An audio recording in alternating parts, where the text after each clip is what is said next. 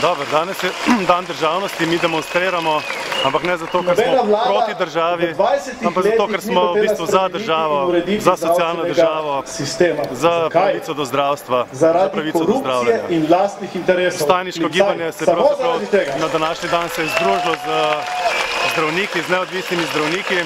Naše zahteve so podobne. Oni poznajo sistem pravzaprav zelo v detajle, govorijo pa isti jezik kot mi, se pravi. Tako oni kot mi se zavedamo, da smo pred tem, da nam razpade sistem in ko bo enkrat razpadal, ne bo več poti nazaj. Zdravje bo samo še za bogate, samo še za tiste 1% pa neki procentov ljudi, ki si ga bo lahko prvošli. Ostali bomo ostali prekrati zdravstvenih ustanov. Že nekaj vlad pred to vlado je poskušala zdravstveno reformo. Kaj mislite, da pelje predlagana zdravstvena reforma te vlade? Dobro, to ni tisto, kar bi se moralo zgoditi, to je mogoče nek droben korak. Jaz nisem strokovnjak, da bi lahko komentiral prav ta zdaj predlog, ki je zunaj. Vem pa, da je potrebno narediti mnogo več, obračunati s korupcijo, z netransparentnostjo v zdravstvu, poskrbeti, da ne bo odtekal denar v privatne žepe in tako naprej. Še mnogo je težav, ki jih je potrebno rešiti, ki se niso rešvale. No, ta vlada, jaz mislim, da ne more priti, tudi zaradi časa, ki ga ima malo, do velike zdravstvene reforme, ki bi bila potrebna, recimo skoraj na novo prenoviti zakonodajo. Seveda pa lahko uspe, da spremeni nekatere ključne zadeve. To bi pa lahko in to je tudi ne opravičuje, da bi rekla, ne, nisem mogla, ker sem imela premalo časa. Kako pa vi z vašimi izkušnjami vidite smer, v katero gre? Ta hip je ravno na področju zdravstva še najbolj ključnega pomena ta zakon, ki se je zdaj pojavil v javni razpravi in jaz ga resnici na ljubo ne poznam.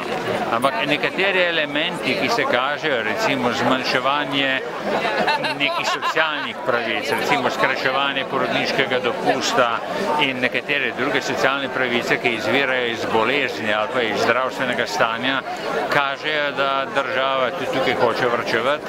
Bojim se, upam, da se neutemeljeno bojim, da bo seveda ponovno vsaj deloma odprla vrata koncesijam. Mislim, da podelitev koncesije ženi predsednika socialnih demokratov kaže v to smer, ker mislimo, da je to sporočilo, ki je popolnoma napačno. In še bi lahko našteval. Skratka, ampak predvsem je pa celotna filozofija vlade, ki se ni spremenila od prejšnje. To je ta neoliberalna usmeritev, da je treba pač varčevati, da morajo državljani zategniti pas, da bo lahko država plačala zunanjemu kapitalu svoje dolgove. Skratka, gre spet pretakanje denarja od revnih bogatejših. Pa vidite, da se te varčevalne ukrepi sploh bojo kdaj ustavili, če zdaj trenutno uspejo z varčevalnimi ukrepi in znižajo izdatke na teh področjih, kdaj mislite, da jih bojo lahko spet spravili na staro raven? Varčevalni ukrepi so strokovnjaki na tem področju, kar jaz nisem, že sporočil, da je napačna smer, da je potreben razvoj, da je potrebno povečano zaposlovanje, da je navsezadnje potrebno vsaj ohraniti kupno moč prebivalstva za dodatni razvoj. Samo varčevanje, jaz mislim, da vodi v stagnacijo, v padanje družbenega proizvoda in mislim, da bo v nekem trenutku počlo in da se bo moral zgoditi preboj, ampak preboj na mednarodni ravni, vsaj na evropski ravni. Slovenija bi pa kljub temu lahko sama od sebe lahko delovala drugače, lahko bi delovala podobno kot Islandija ali pa recimo nekatere države, ki kombinirajo varčevanje in pa razvoj in zaposlovanje in tako naprej. Jaz ne vem, kaj bo ta vlada naredila, ampak izgovori, kjer si pa sam rekel, pa uporabljajo vse vlade. Vsi bi radi nekaj naredili, nobenim nič ne omogoča. Kaj je v bistvu ta pravi problem?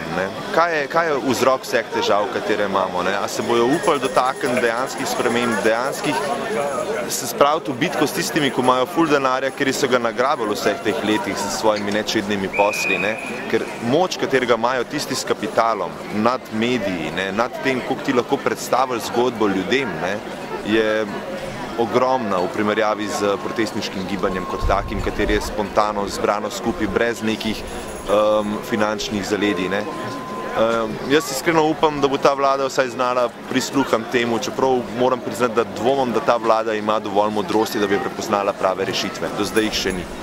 To je še zadnja ali pa morda predzadnja zadnjo dejanje popolne razprodaje Slovenije.